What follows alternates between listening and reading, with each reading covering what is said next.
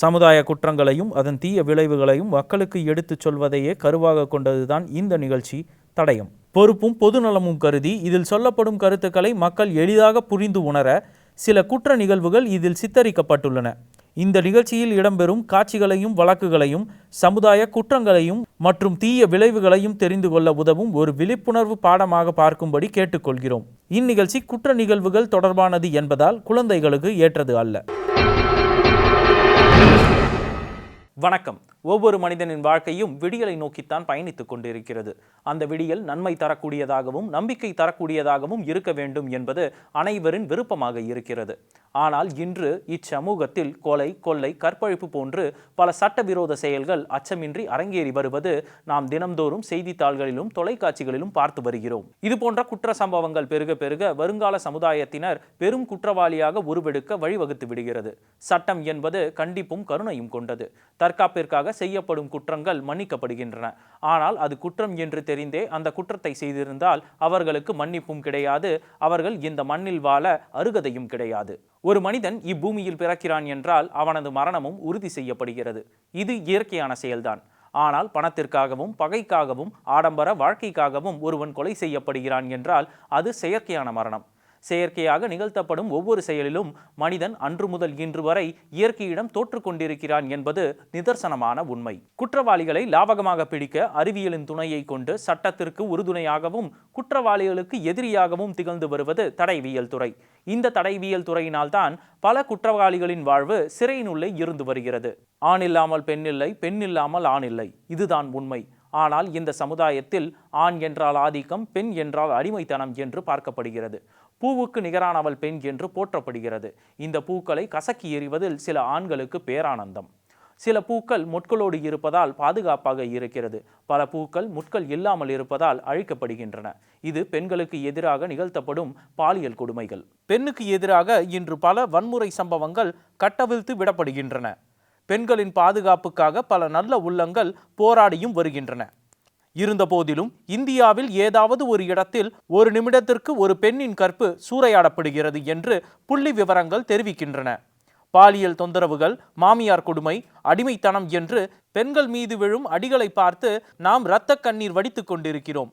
இப்படி பெண்களின் மீதான வன்முறை சம்பவங்கள் நடக்கக்கூடாது என முயற்சித்துக் கொண்டிருக்கும் வேளையில் ஒரு பெண்ணே குற்றவாளியாக உருவெடுத்தால் இந்த சமூகம் எந்த சூழலில் பயணிக்கும்? குற்ற சம்பவங்கள் தான் பெருகும். ஆணுக்கு நிகரானவள் பெண் என்று மாற்றம் வரும் சூழலில் நல்ல நிகழ்வுகளுக்கு நிகரானவளாக இருக்க வேண்டுமே தவிர குற்ற செயல்களுக்கு அல்ல. இதை சில தவறு செய்யும் பெண்கள் நன்றாக புரிந்து கொள்ள வேண்டும். குற்றங்களை யார் செய்தாலும் குற்றம் குற்றமே. இதில் ஆண் என்றும் பெண் என்றும் பிரித்து பார்க்க முடியாது. சட்டத்தின் பார்வையில் இருவரும் ஒன்றுதான்.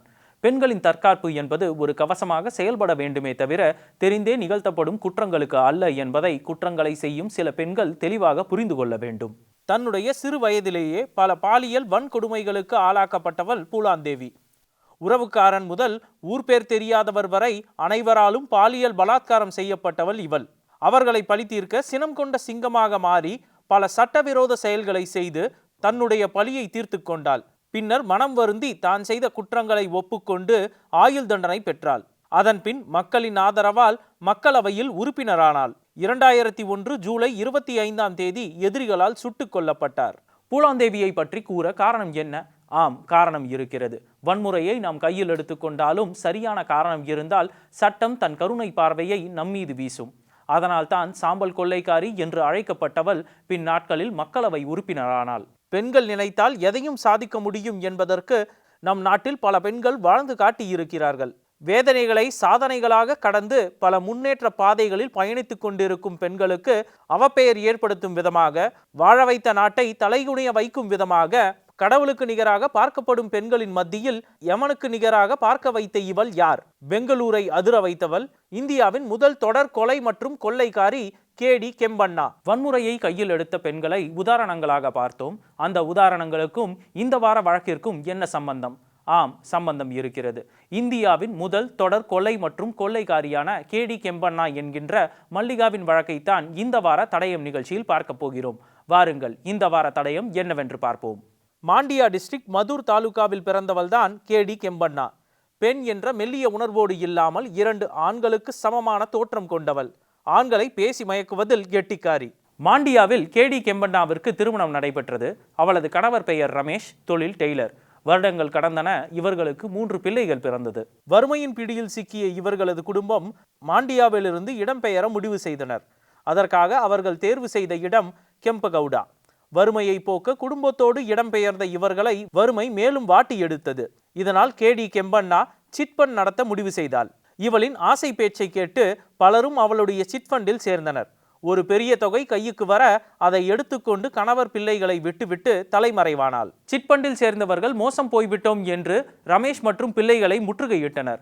பெருத்த அவமானத்தை தேடி தந்துவிட்டாள் என்று மனம் நொந்த ரமேஷ் இனி கெம்பண்ணா வேண்டாம் என்று அவருடைய 3 பிள்ளைகளோடு தலைமறைவானார். சிட்பண்ட் மூலம் ஏமாந்தவர்கள் கேடி கெம்பண்ணா மீது வழக்கு தொடர்ந்தனர். மிக துரிதமாக செயல்பட்டு கேடி கெம்பண்ணா கைது செய்யப்பட்டாள். வழக்கு நீதிமன்றத்தில் நடந்து கொண்டிருந்தது. சரியான சாட்சியங்களுக்காக வழக்கு தள்ளி வைக்கப்பட்டிருந்தது. நடை உடை பாவனைகளை மாற்றிக்கொண்ட மல்லிகா சரியான திட்டத்தோடு செயல்பட துவங்கினாள். பெங்களூரை அடுத்து உள்ள ஒரு பிரசித்தி பெற்ற கோவிலுக்கு சென்று அங்கு உள்ள அர்ச்சகரை பழக்கப்படுத்தி கொண்டாள். மல்லிகா சொல்வதற்கெல்லாம் தலையாட்ட ஆரம்பித்தார். அந்த அர்ச்சகரிடம் மல்லிகா கொடுத்த வாக்குறுதி என்னவென்றால், இந்த கோவிலுக்கு நான் பெரிய கோபுரம் கட்டி தருகிறேன், மேலும் பல சேவைகளை இக்கோயிலுக்காக செய்கிறேன் என்றாள். ஆகையால் இந்த கோவிலின் தேவஸ்தான அறையில் நான் தங்கிக் கொள்கிறேன் என்று கேட்க அர்ச்சகரும் சரி என சொல்லி அந்த அறையின் சாவியை கொடுத்தார். சிறிது காலம் திட்டங்களை வெகுவாக வகுத்து அதை செயல்படுத்த காத்திருந்தாள் மல்லிகா. கோவிலுக்கு அருகே இருக்கும் பெண்களை அடிக்கடி சந்தித்து பழக்கத்தை ஏற்படுத்தினாள். கோவிலுக்கு வரும் பக்தர்களை கூர்ந்து கவனித்து அவர்களுக்கு இருக்கும் பிரச்சனைகளை உற்று நோக்கினாள். முதலில் சாந்தி என்கிற பெண்மணி மல்லிகாவிடம் நன்கு பழகினாள். சாந்தியின் பிரச்சனை என்னவென்றால், பணம், நகை, வீடு என அனைத்தும் இருந்தும் கணவனின் குடிப்பழக்கத்தால் நிம்மதியின்றி இருந்தாள். இதை நோட்டமிட்ட மல்லிகா, உன் கணவரின் குடிப்பழக்கத்தை நிப்பாட்ட சில பரிகாரம் செய்ய வேண்டும் என கூறினாள். சாந்தியும் சரி செய்கிறேன், பரிகாரத்தை சொல்லுங்கள் என கூற, சாந்தி, நீங்கள் சரஸ்வதி சாமி போல் நிறைய தங்க நகைகளை போட்டு வர வேண்டும். நான் ஒரு தீர்த்தம் தருவேன், அதை குடித்துவிட்டு பின்பு குளத்தில் குளித்துவிட்டு வீட்டிற்கு செல்ல வேண்டும் என கூறினாள் மல்லிகா.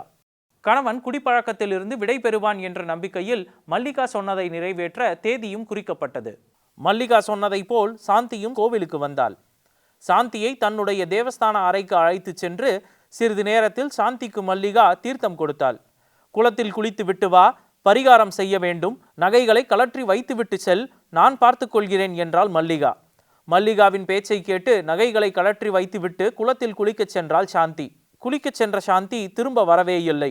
குளத்தில் மூழ்கி இறந்து போனாள். சாந்தி இறந்து போன செய்தி கேட்ட மல்லிகா அருகில் உள்ள லாட்ஜ் ஒன்றில் ரூம் ஒன்றை வாடகைக்கு எடுத்து சாந்தியின் நகைகளை அங்கு வைத்துவிட்டு மீண்டும் கோவிலுக்கு வந்தாள். சாந்தி குளிக்க குளத்திற்கு செல்லும் பொழுது கால் தடிக்கு குளத்தில் விழுந்து இறந்து விட்டாள் என்று ஊராரால் ஒரு வதந்தி கிளம்பியது. போலீசும் இந்த வதந்தி உண்மை என்று நம்பி சாந்தியின் உடலை அவள் குடும்பத்திடம் ஒப்படைத்தனர். சாந்தி இறந்த கையோடு தேவஸ்தான அறையை காலி செய்துவிட்டு அங்கிருந்து வேறு ஒரு ஊருக்கு சென்றாள் மல்லிகா. சாந்தியிடம் இருந்து பறித்த நகைகளை ஒவ்வொரு சேட்டுக்கடையில் விற்று பணமாக்கினாள். அதன்பின் இது போன்ற திட்டம்தான் இனி நமக்கு சரி என்று தீர்மானித்து அடுத்த கோவில் எது, எந்த ஊர் என தீர்மானித்து அங்கு சென்றாள். அங்கே கோயிலுக்கு வரும் பக்தர்களை நோட்டமிட்ட மல்லிகா ஏழை எளிய பெண்கள் என்று கூட பார்க்காமல் 3 பெண்களை சாந்தியை கொன்றது போல் அதே பாணியில் கொன்றுவிட்டு அவர்களுடைய நகையை எடுத்துக்கொண்டு வேறு ஒரு ஊருக்கு தலைமறைவானாள். இறந்து போன 3 பெண்களும் இயற்கை முறையில் இறந்தது போல சித்தரிக்கப்படுவது மல்லிகாவிற்கு ஒரு பிளஸ்ஸாக இருந்தது. நகைகளை வெவ்வேறு கடைகளில் விற்றுவிட்டு பணத்தை தன் சொந்த ஊரில் சொந்தக்காரர் ஒருவரிடம் ஒப்படைத்தாள். தன்னுடைய சொந்த ஊருக்கு வந்து செல்லும் வழியில் ஏற்கனவே பதிவு செய்யப்பட்டிருந்த சிட்பண்ட் வழக்கில் தலைமறைவாகி இருந்த மல்லிகா காவல்துறையிடம் பிடிபட்டாள். சிட்பண்ட் வழக்கில் சாட்சியங்கள் கை கொடுக்க பண மோசடி வழக்கில் கைதாகி மல்லிகாவுக்கு சிறை தண்டனை மற்றும் அபராதம் விதிக்கப்பட்டது. தண்டனை காலம் முடிந்து வெளிவந்த மல்லிகா செலவிற்கு பணம் தேவை என்பதால் மீண்டும் வேறு ஒரு ஊருக்கு பயணித்தாள். அங்கு ஒரு லாட்ஜில் ரூம் ஒன்றை எடுத்து அங்கு தங்கி அருகில் உள்ள கோவில் மற்றும் குளங்களை நோட்டமிட்டாள். தெய்வ நம்பிக்கை என்ற பெயரில் மல்லிகா அங்கு வருபவர்களிடம் நாடகமாடத் தொடங்கினாள். அடிக்கடி கோவிலுக்கு வருபவள் என்பதால் 2-3 பெண்கள் மல்லிகாவிற்கு பழக்கமானார்கள். தன்னுடன் பழகும் பெண்களின் குறைகளை அறிந்து வைத்திருந்தாள் மல்லிகா. சாந்தி மற்றும் 3 பெண்களை கொன்றதைப் போலவே இந்த பெண்ணுக்கும் தீர்த்தத்தை கொடுத்து குளத்தில் குளித்து வரச் சொல்லி தன் திட்டத்தை செயல்படுத்தினாள் மல்லிகா. அவளும் குளத்தில் குளித்து விட்டு வந்தாள். இந்த முறை மல்லிகாவின் திட்டமே வேறு. கோவிலில் இறந்து போனால் மேலும் சந்தேகம் வந்துவிடும் என்று யோசித்த மல்லிகா திட்டத்தை மாற்றினாள். குளத்தில் குளித்து வந்த பெண்ணுக்கு மீண்டும் பிரசாதம் வழங்கினாள். வீட்டிற்கு சென்று ஒரு பூஜை செய்ய வேண்டும், நானும் உன்னுடன் வீட்டிற்கு வருகிறேன் என்று அந்த பெண்மணியோடு வீட்டிற்கு சென்றாள் மல்லிகா. வீடு நெருங்கிய போது மயக்கமுற்ற அந்த பெண்ணை வீட்டிற்கு கூட்டிச் சென்றாள். அவள் அணிந்து இருந்த நகைகளை எடுத்துக்கொண்டாள். மல்லிகா நகைகளை எடுத்து சென்ற 3 மணி நேரத்தில் அந்த பெண் இறந்து விட்டாள் என்று செய்தி வந்தது. இதை அறிந்த மல்லிகா எதுவும் நடக்காதது போல் கண்டும் காணாமல் இருந்து விட்டாள். நாம் என்ன தவறு செய்கிறோம் என்று கூட தெரியாமல் பணத்தின் மேல் உள்ள மோகத்தால் இதுவரை பல பெண்களை கொலை செய்திருக்கிறாள் மல்லிகா. மல்லிகா தான் கொலை செய்திருக்கிறாள் என்பதற்கு எந்த ஆதாரமும் இல்லை. இதுவரை கொலை செய்யப்பட்ட பெண்கள் அனைவரும் இயற்கையாக இறந்திருக்கிறார்கள் என்று அனைவரும் நம்பியுள்ளனர். கொலை மேல் கொலை என்று அடுக்கிக் கொண்டே சென்ற மல்லிகாவிற்கு இன்னும் பணத்தாசை தீரவில்லை. மேலும் ஒரு பெண்மணியை அதே பாணியில் கொன்றுவிட்டாள். 6வது முறையாக கொல்லப்பட்ட பெண் ஒரு நடுத்தர வர்க்கத்து பெண்தான். சொற்ப அளவில் இருக்கும் நகையை கூட மல்லிகா விட்டு வைக்கவில்லை. அந்த பெண்ணை கொன்றுவிட்டு ஒன்றும் தெரியாதது போல் இருந்து விட்டாள். லாட்ஜில் ரூம் எடுத்து தங்கியிருந்த மல்லிகாவின் நடவடிக்கையில் லாட்ஜ் ஊழியர்களுக்கு சந்தேகம் ஏற்பட்டது.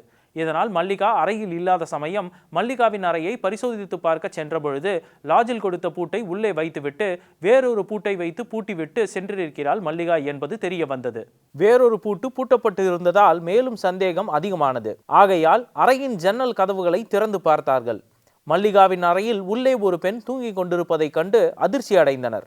இதில் ஏதோ தவறு நடந்திருக்கிறது என்று கணித்த அவர்கள் அருகில் உள்ள காவல்துறைக்கு தகவல் கொடுத்தனர். லாட்ஜில் இருந்து கைப்பற்றப்பட்ட பெண்ணின் உடல் பிரேத பரிசோதனைக்கு அனுப்பப்பட்டது. அருகில் உள்ள காவல் நிலையத்தில் இந்த பெண்ணை காணவில்லை என்று புகார் ஏதும் வந்திருக்கிறதா என்று விசாரிக்கப்பட்டது. அப்படி விசாரிக்கும் பொழுது மல்லிகாவின் அறையில் தங்கியிருந்த பெண் காணாமல் போய் 7 நாட்கள் ஆகிறது. அவள் பெயர் நாகலட்சுமி என்றும் தெரிய வந்தது. மேலும் அப்பெண்ணின் உடலை பார்த்த உறவினர்கள் நாகலட்சுமி வீட்டிலிருந்து போகும் பொழுது நகைகள் அணிந்து சென்றால் இப்போது நகைகள் எதுவும் காணவில்லை என்று கூறினர். காவல்துறைக்கு மல்லிகாவின் மேல் வலுத்த சந்தேகம் வந்தது. செய்தியை அறிந்த மல்லிகா போலீஸ் பிடியிலிருந்து தப்பிக்க வேறு மாநிலம் செல்ல திட்டமிட்டாள். பிரேத பரிசோதனைக்கு பிறகு தடயவியல் நிபுணர்கள் மல்லிகாவின் அறையை சோதனையிட வேண்டும் என முடிவெடுத்தனர். அதன்படி லாட்ஜில் மல்லிகா தங்கியிருந்த அறை தடயவியல் நிபுணர்களால் ஆராயப்பட்டது. அப்பொழுது காலி பாட்டில் ஒன்றில் கொடிய விஷமான சைனைடு இருந்தது கண்டுபிடிக்கப்பட்டது. பிரேத பரிசோதனையில் நாகலட்சுமி உடம்பில் சந்தேகப்படும்படியாக எந்த செயலும் நடக்காமல் இருந்ததால் தடயவியல் துறைக்கு இந்த வழக்கு சவாலாக இருந்தது. ஒரு கட்டத்தில் இந்த பெண் இயற்கையாக இறந்திருக்க கூடும் என்று முடிவெடுக்கும் தருணத்திற்கு தடயவியல் துறை தள்ளப்பட்டது. இருந்தபோதிலும் மல்லிகாவின் அறையை சோதனையிடலாம் என்று முடிவெடுத்த பின்னர் மல்லிகாவின் அறையை சோதனையிட்டு அவள் உபயோகப்படுத்திய சைனைட் பாட்டில் ஒன்று கண்டுபிடிக்கப்பட்டது. லாட்ஜுக்கு சற்று தொலைவில் இருந்து பார்த்த மல்லிகா காவல்துறையின் நடமாட்டத்தை புரிந்து கொண்டு வேறு ஒரு மாநிலத்திற்கு தப்பி ஓடிவிடலாம் என்று முடிவெடுத்தாள். நாகலட்சுமி உறவினர்கள் கூறியதைப் போல நாகலட்சுமி அணிந்து வந்த நகைகளை காணவில்லை. மல்லிகாவும் தலைமறைவு.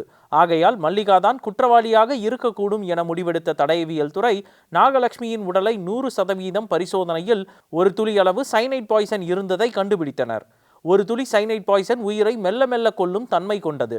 ஒரே தடவை நிறைய சைனைட் பாய்சன் எடுத்துக்கொண்டால் நொடிப்பொழுதில் உயிர் பிரிந்துவிடும். மல்லிகாவின் திட்டமே மெல்ல மெல்ல உயிர் இயற்கையாக பிரிய வேண்டும் என்பதால் இப்படி திட்டமிட்டிருக்கலாம் என்று தடயவியல் துறை யூகித்து அறிக்கை ஒன்றை தயார் செய்தது.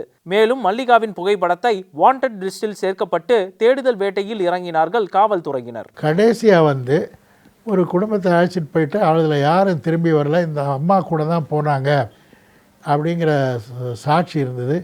எங்கே போனாங்க, ஃபைனலாக எங்கே போனாங்க அப்படின்னு சந்தேகப்பட்டு பின்தொடர்ந்தவங்க இங்கே தான் போனாங்க, அதுக்கப்புறம் மறைஞ்சிட்டாங்கன்னு சொல்கிறதுனால அந்த வழக்கு எங்களுக்கு வந்தது.